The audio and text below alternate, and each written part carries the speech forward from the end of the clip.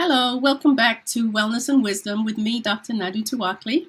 So today I'm going to start with a story that I wrote in my book. It is about an attorney. This young lady was about 39 years old. She had a 4-year-old child she was having trouble keeping up with. She had her own law practice, which she had started a few years before.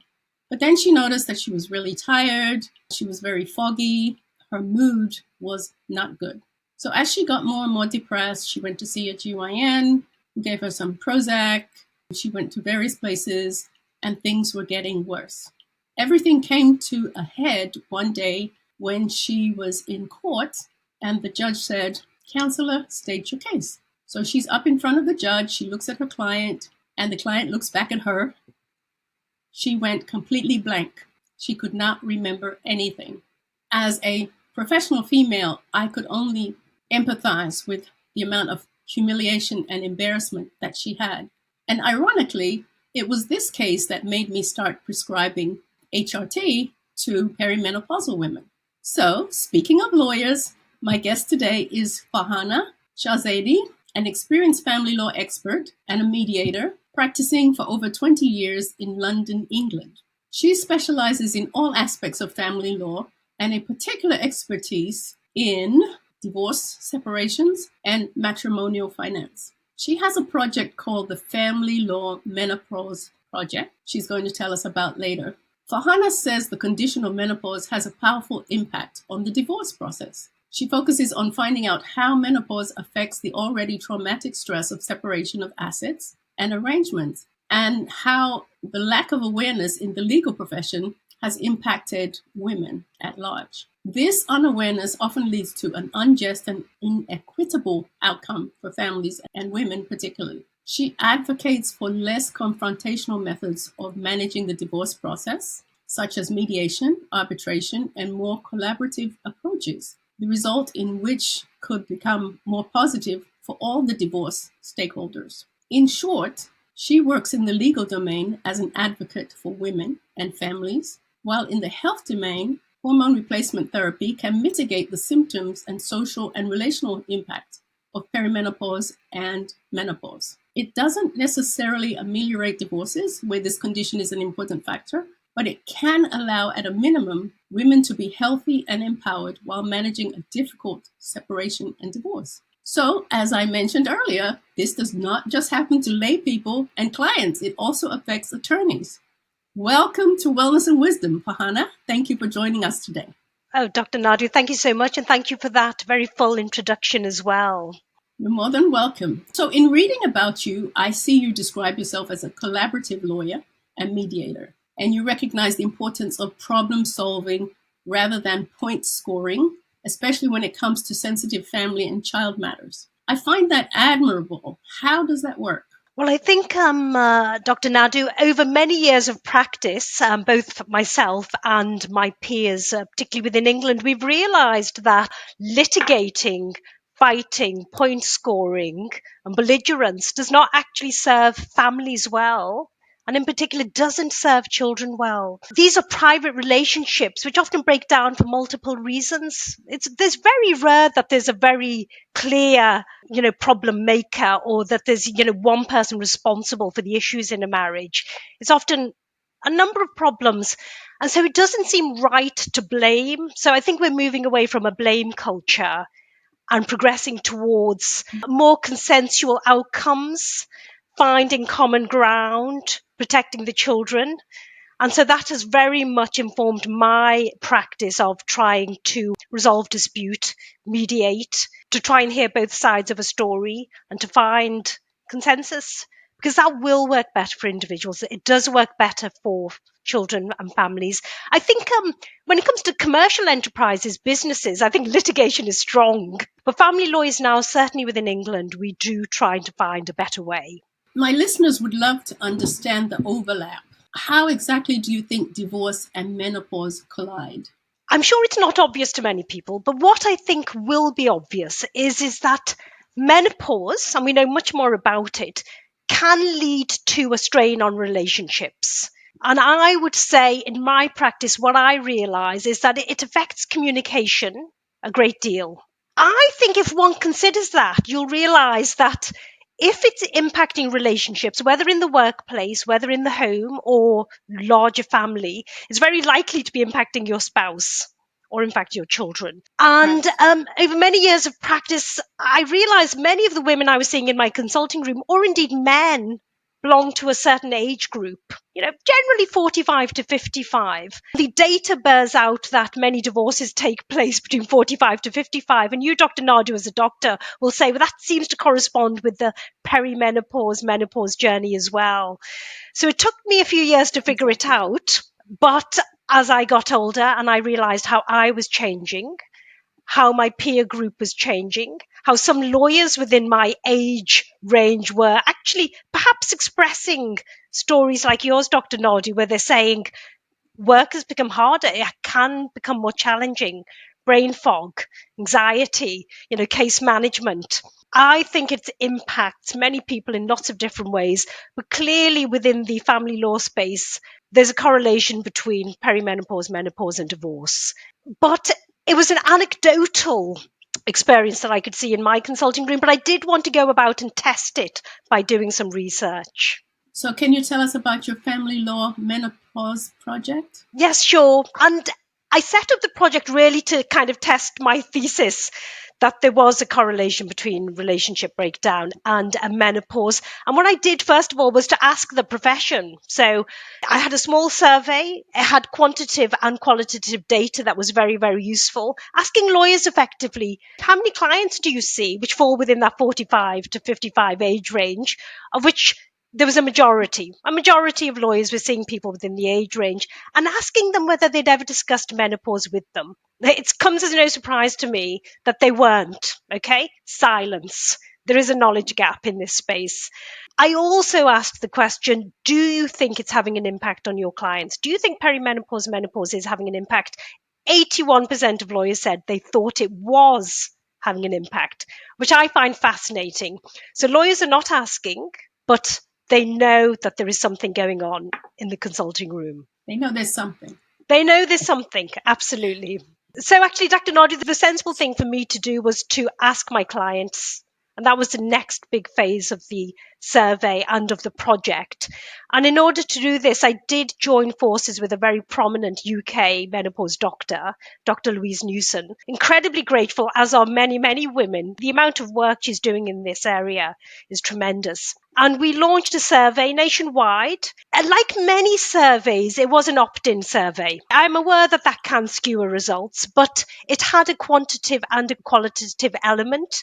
I think the results were incredibly persuasive. And the big headline, and it was a headline, many news channels, as we released the results, was that 7 in 10 women, about 73% of women, were saying they felt their menopause was having an impact on their marriage and contributing towards their divorce. So that's quite a big result.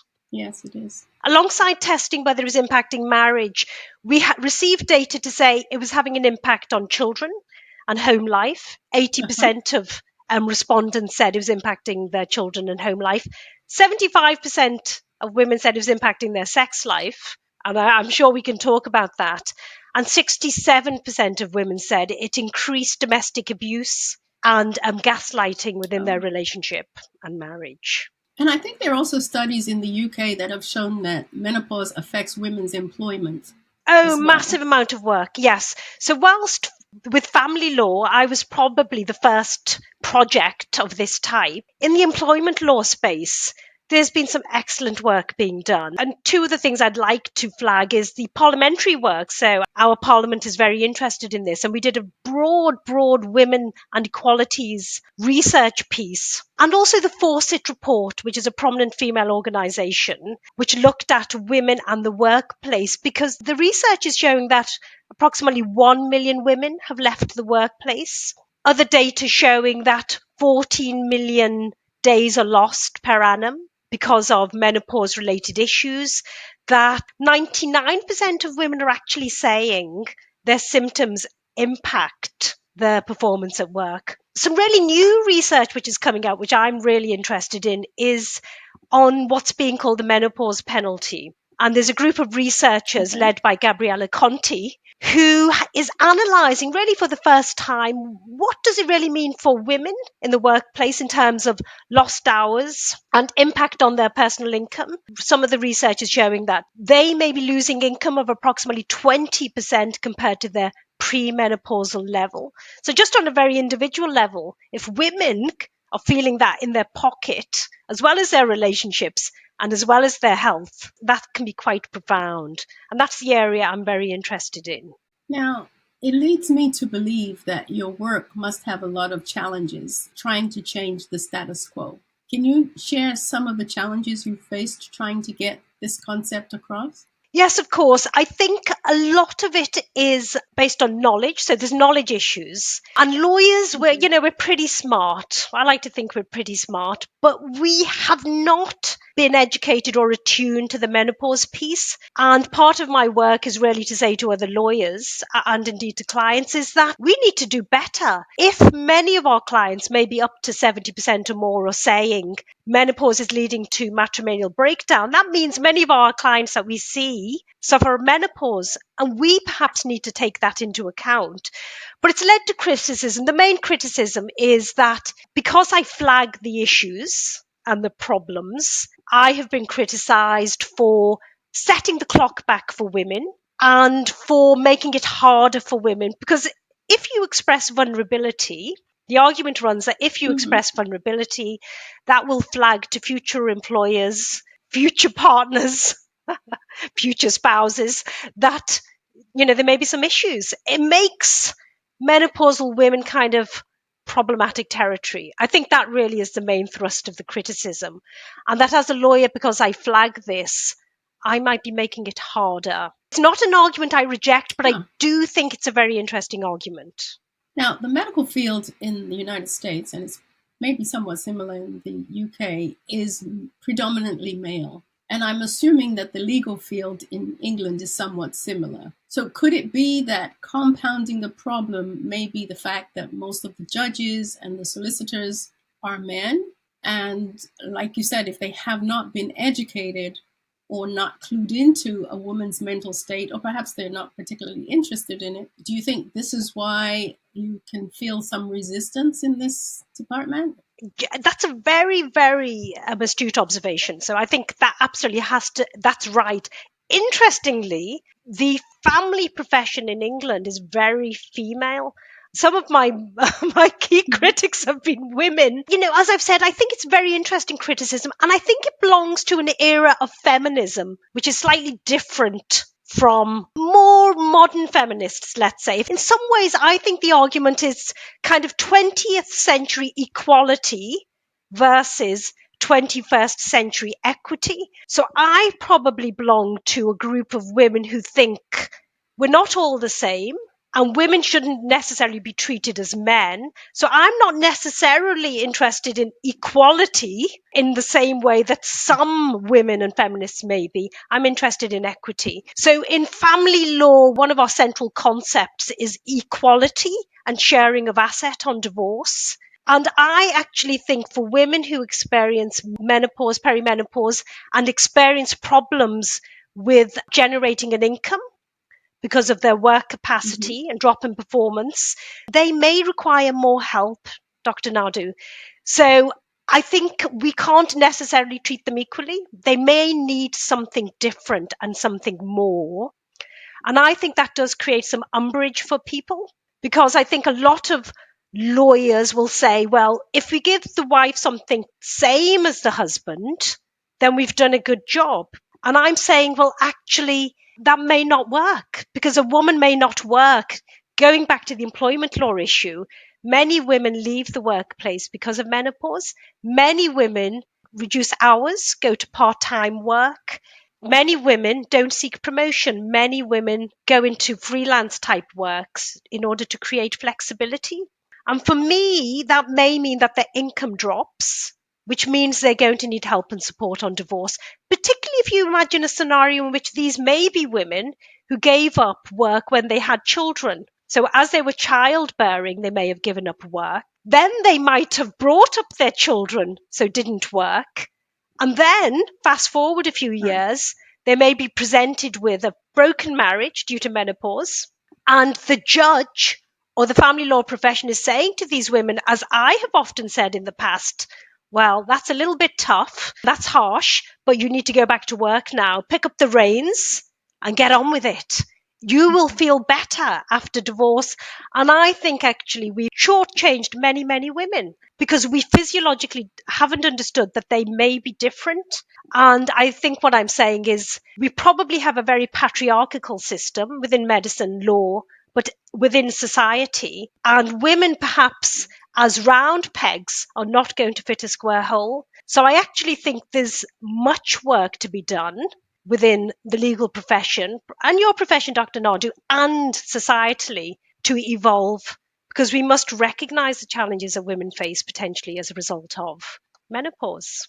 Now, what happens with women? I'm assuming your clients are across the broad spectrum. What happens to women, for example, who don't have the resources to go through a long court battle trying to prove that they deserve more because of their perimenopausal state? It's incredibly problematic. And it's problematic because the litigation process is hard, but also because lawyers perhaps aren't discharging themselves of their responsibilities and really figuring it out, helping the women or helping the women to find a process which suits them better. So, as part of the work I have been doing, the research data has been showing that women do not like high conflict litigation.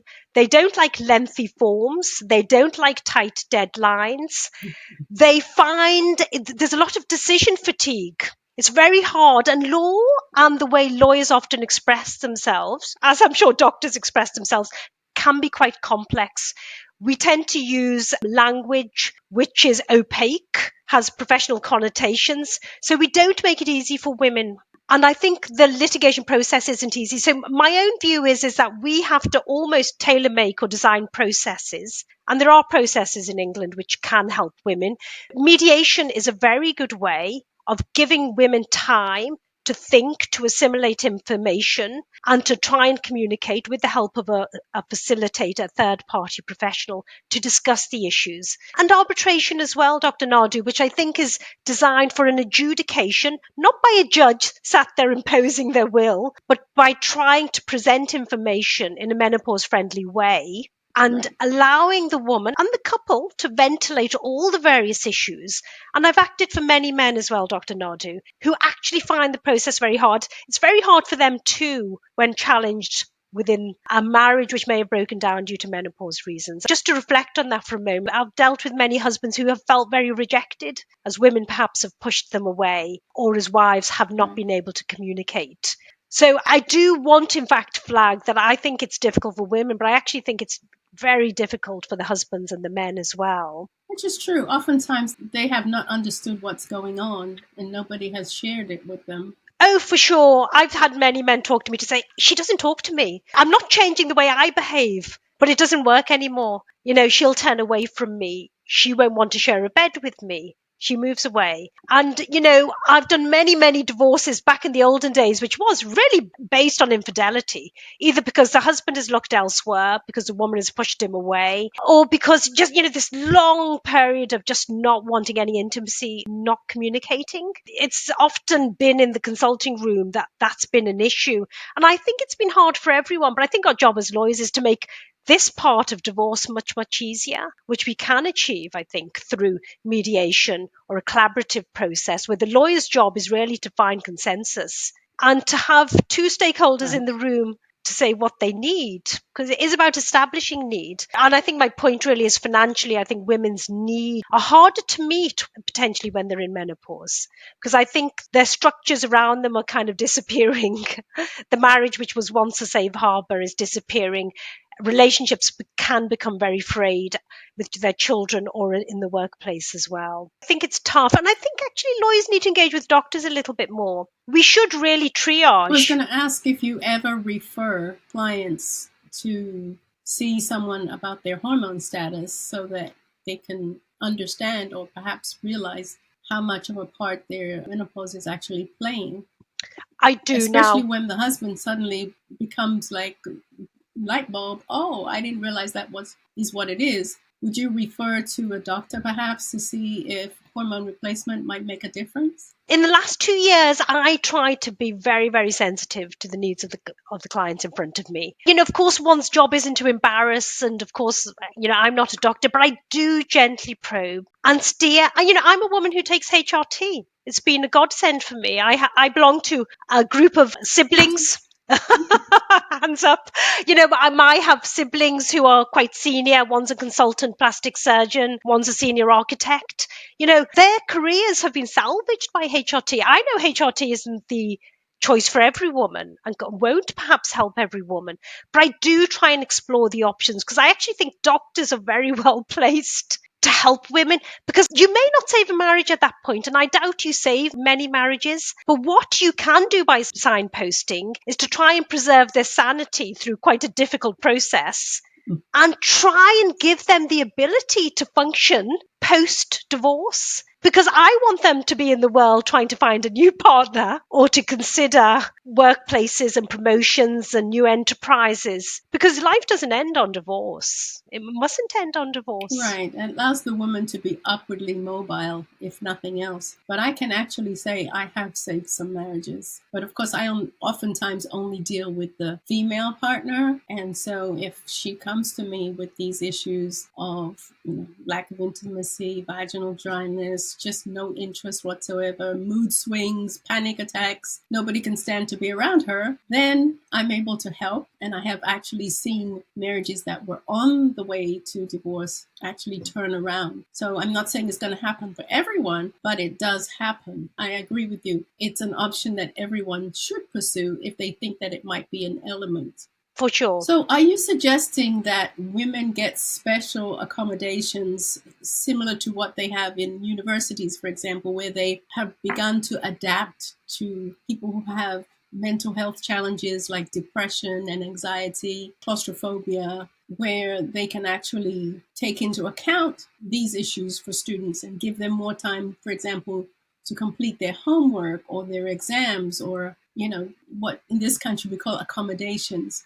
Are you suggesting that people do that kind of accommodation for women in the workplace if they find that their performance is poor? I do. I'm an advocate for that. I think we need to understand the issue and, to, as you say, make the accommodation. And the reality is it suits us all. It suits society to do that. In England, there are 13 million women who are on that menopause journey, whether it's peri or post. That's a significant part of our workforce. And we need to keep women working and functioning and thriving. And we can best achieve that by workplace policies which are enlightened and considerate, offering flexibility. I think more workplaces should signpost to doctors actually to assess whether they would be suitable for HRT or other treatments, because there are many other treatments. But I think if we did that, we would keep Right. women flourishing and well and in the workplace. And, I'm sure you've covered on other podcasts, Dr. Nadu, that, there's an issue with women and depleting child rates and birth rates and population dwindling and all the rest. We want women to be thriving in all aspects of their life. And we need women to have children, because I fear that if we don't financially support women and keep them vibrant and well in the workplace, there will come a time where women, I think, from my discussions with younger women, will choose not to have children because it's a financial cost to them. And I think this is an interesting topic that we should start thinking about, because if your career is frazzled by your mid to late 40s or early 50s, are women going to be prepared to take time out in their 30s to have children? And what is that impact going to be like for us as a society? So I think we need And women women. are essential to productivity. Absolutely, in every single way, for sure. And I'm not a nihilist. I don't say women are washed up, but I'm not a nihilist, but I am a realist. I think women need help. They deserve help. We should give them help. We're learning how to give them help, and we want them to do well. And it's absolutely essential. If we rewind 50 years, there was only about 50% of women in the workplace. We have now 75% women in the workplace. And we need to keep those numbers high. But all work isn't the same either. Many women are on part-time, low-paid work, low autonomy work. I actually want to see women in powerful roles. Underemployed. Underemployed and badly employed. And actually, that passports poverty later in life. And in this country in particular, it's well known that women suffer poverty in a way that men don't. I've been looking at and researching pension poverty for women, and a divorced woman has 1/5 the pension of a divorced man. There's some research coming out by Deborah Price at Manchester University. I mean, that is a very small pension compared to what men may have. That leads to many years of poverty. And of course, we know women do live longer. So many years of living longer and being poor is probably not an attractive proposition. If we don't help women in menopause, I think women are going to figure out and say, okay, we perhaps won't have those children. We'll keep our careers going and thriving when we're younger. Maybe they'll opt out of marriage. And just be men. Well, it's not what we want, Now, is what has been the result? No. What has been the result of your work? Is it gaining acceptance little by little, maybe? Yes, in baby steps, I think. Lawyers don't want to hear this stuff particularly. And I think lawyers are embarrassed. And I think many lawyers don't want to identify with this work because they don't want anyone to think they're vulnerable or they're going to suffer this. And it's a very female profession. I'll tell you who's taken it up very well. Doctors. So I've been able to collaborate with doctors very well. There's a lot of interest from the main menopause stakeholders in this work because I think we all realize there are some key things in life. Relationships are key, and keeping relationships healthy and well is important. I think finances is key and health is key. So of course, menopause and health, we absolutely are starting to understand this. But Yes. relationships and divorce, less so.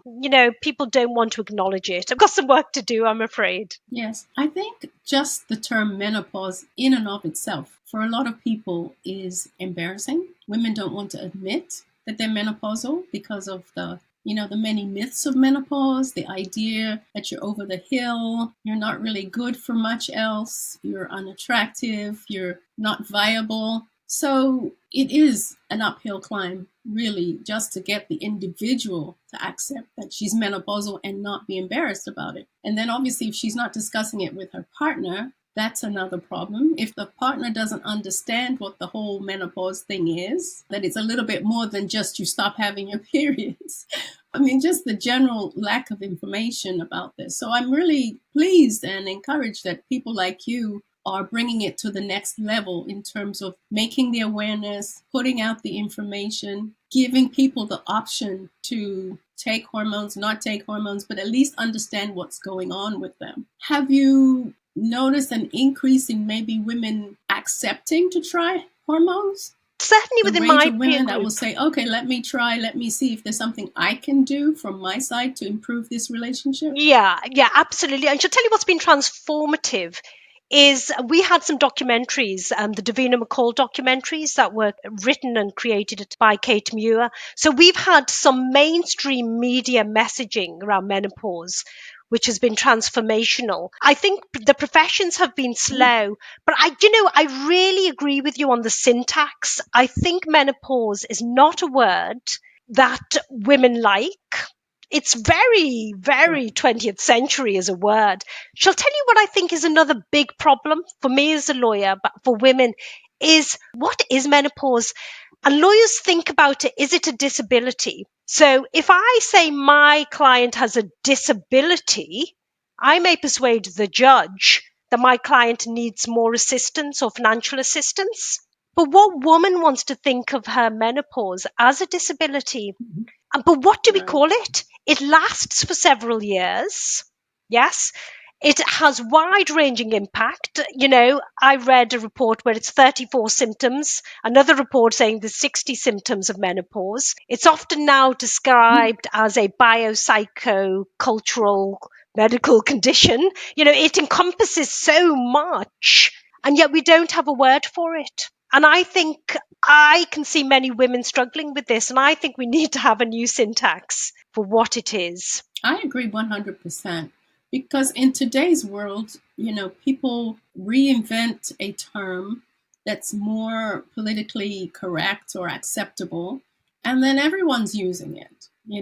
You're right. No one has come up with a word like that for menopause. We don't refer to people as being deaf anymore. You have a way to say impaired or disabled instead of handicapped. So you're right. In today's world, there are so many politically correct, more appealing terms that people feel comfortable using, and yet you say the word menopause and it's a big shutdown. Yeah, well, think about the narratives of Right. gendered ageism or a woman being a hag or a crone. It Mm, really kind of plays mm, into that type of language, doesn't it? Whereas actually, yes. because of longevity, it falls within, it could be at the middle stage of a woman's life. She's not too old. She's not a hag. So I think we really need No. to look at it from a very macro point of view as to what women are and how they age, and how it feels to be a woman during this middle part of her life, and to recognize it's a stage and women move on and Right. progress, develop. Opening the door to the third quarter, the light ahead, something like that, that helps people to visualize it in a positive sense. But also, similarly, I think it's nor can we trivialize it because of its profound impact. Absolutely. No, yeah, absolutely. Yes. I do see there's lots of, this growing chatter about how it's a great experience or a wonderful experience. I have to say, I don't think it's a great experience. I think there's a lot more education and awareness required. I wish I'd known as a younger woman this time was coming, because I actually think I viewed my career as being quite linear. I would go run to the end, mid 60s, then decide to retire or Mm, semi retire. But I can see the challenges it has brought in my 50s. And I think that's right. what I did not know. And that's not to say I can't work around or think about ways of dealing with it, but I do think we should be better educated. And that's having conversations I like think so this. too. Yeah. To be actually frank about it, menopause is a state of deficiency. If you replace what you're deficient in, there's no end to what you can do. It is a great time. What makes it not a great time is when you have the symptoms of being deficient and they are impacting your quality of life. But I believe personally that every woman can re-achieve her quality of life if she figures out what to do and does it relatively quickly. So can we talk a little bit about advocacy? Because I know that that's one of the things that you focus on and you're really strong at. Can you tell us more about advocacy? Well, there's advocacy within my profession, which, of course, as a lawyer, I advocate all the time. I mean, my advocacy for women is Yeah. obviously where I'm really focused on, and advocating for perimenopausal women, but also advocating for, I'm very much interested in what I would call menopausomics. How does finance, personal finance and macro societal finance, how does it relate to women within this era of life? And I think this is where I would, if I was going to coin a phrase, it would be menopausomics. And there's many aspects to this. And I think also the industry of menopause, it's turned into an industry, and how that's impacting women. Mm, Now in supermarkets in England, you can have a whole menopause aisle of supplements and shampoo and skin creams and right. cakes. I'm of the view that doctors do a good job. I'm not sure, the cake You're not or sure the if skin cream makes a difference? I'm not sure. If it makes you feel better, great. I'm not sure it's going to have a huge medicinal difference, but I think there's a massive industry that's growing. I'm not sure who's Mhm. controlling the industry, but I think there is an industry. Well, Uh, maybe because yeah. there's so many baby boomers. Absolutely. But I think what's empowering for women, or what I would find empowering as a woman, for finances to be looked at. I want to see women financially thrive. That's where I'm really super interested in. That's where my advocacy is. I want women to earn well. I want them to have great pensions. I think one of the problems is that we haven't really escaped from the pension gap, the pay gap, the penalties, the good daughter penalty, the motherhood penalty. So there's so many layers we still haven't escaped yet. And now we have menopause as well as, I think, a really important issue. I just think there's much work to be done, and that's really where some of my interests lie. I can have a certain sphere of influence within the divorce journey. So my job or my hope or my role is Mhm. to make sure I can do as well as I can for my clients, because I can only assist that cohort, and to profile issues so other Right. women are aware as well. And do you think that eventually it's going to make some change in the rules and regulations nationally, maybe? I think for employment law, it'll be quicker and more hopeful because with employment law, I think menopause will become a more prominent feature of many, many cases. So if I was to go back even 3 or 4 years in employment law, there may have been half a dozen cases or a dozen cases. There are hundreds of cases. I think there will be thousands of cases where employers are challenged with improving their workplace structures. And women are saying there is menopause discrimination, that you have manipulated or shoehorned me out of work because of menopause. So I think we're going to see many more of those cases. In family law, I think the best thing the lawyers can do is to actually carefully assess whether women are going to earn and work well and be self-sufficient. If they're not going to be self-sufficient, we need to make sure that we give them financial help through maintenance, alimony, I think as you'd call it in the US, or through extra capital. Yes. Yeah, we need to try and help them. To be honest, actually, Dr. Nadu, I think marriage as an institution is going to peter out. That's what I actually think in the long term. Menopause isn't going to disappear. I think marriages are going to disappear. I think women are going to make different Mm. choices for how they run their lives, whether and if they have children, how they have their children, and whether they will give up their careers. And I think more and more women won't give up careers. And actually, that's my hope. I hope women hang on to work and men actually take the child rearing load now. That's what I'd like to see. A more equal society in that way. So when you talk about divorce and menopause, just to be clear, you're not suggesting that menopause is the cause of divorce. Oh, Your that's. work is around helping women who are menopausal in the divorce process. I desperately don't want to say divorce is a symptom of menopause. I don't want to say that. And I don't want to be reductive or simplistic, but the survey results did show that over 70% of women thought their menopause had contributed to their relationship breakdown. And there was actually the majority of women thought it was a big component in their divorce. So this is women speaking for themselves. I think it's a clear Right. contributory factor. And I think couples need to be aware of that. And I think that should mean that they take advice early on in just the way, Dr. Nadu, that you would say in speaking to medical practitioners and supporting that aspect of their relationship. And there are other ways of supporting your relationship, which is spending time together or taking relationship advice, therapy, couple counseling, spending time together, that old fashioned thing of spending time together. Couples need to do it. It's worth So on investing that in. cheerful note, Yes. I think we're going to close this very interesting session here. But I would love to talk to you again maybe next year, and you can let me know how the project is going. And if you see signs of improvement along the way, are we barking up the right tree here? I would be Or maybe delighted not. to. I would be absolutely delighted to speak to you about the further work I intend to do within this space. And thank you. Do you have some more surveys or projects that you're planning to do? I am. I'm planning really to have a deeper dive into the impact on children. Because, one of the stats is That's that a good one. women have the children age 30 now. It's getting later as women have children, which very much means that Right. if relationships and marriages are breaking down mid 40s, that children are in puberty and adolescence. They're still at home. And I want to really investigate the conflict of menopause and puberty and how those are clashing, impact on children. So that's definitely an area of future work for me, and the impact on finances, pension, and Well, income for women within the that's family law great. journey. Perfect. Thank you so much. And it was really nice having you on.